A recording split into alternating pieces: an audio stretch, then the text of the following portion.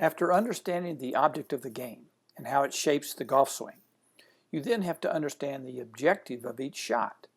Every shot in golf is to a target, and for most shots, the target is not the hole. The target is that area you want the ball to land to meet your minimum expectations. Your goal is to hit the target with an average shot, not a great shot. The game of golf is really 4 games in one: the driving game, the approach game, the around the green game, and the putting game. For each of the 4 games, you first need to determine what is the target and how do you evaluate your performance at hitting that target. What is the target in the driving game?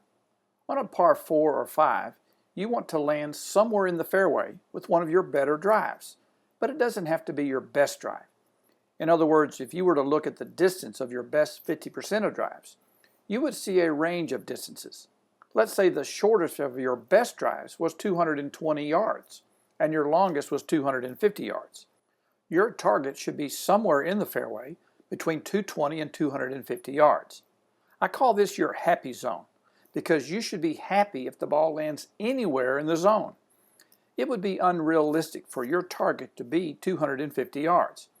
If you plant in your mind the desire to reach maximum distance, you will end up increasing the distance elements in your swing and decreasing the control elements, and you'll miss the target altogether.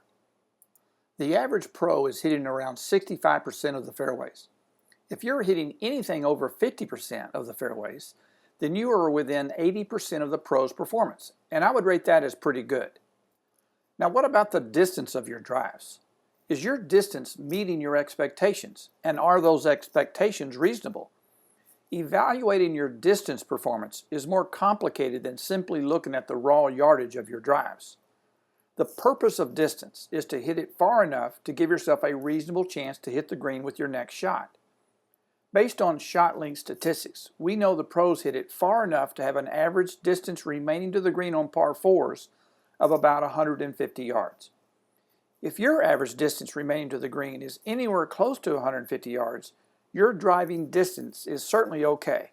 In fact, since you are not a pro, even a distance of 160 to 170 remaining yards is not an unreasonable distance for most amateurs. One of the questions every golfer should ask in regards to their driving is, do I need to hit my best drive better or just hit my best drive more often? For most golfers, they just need to be more consistent with their driving.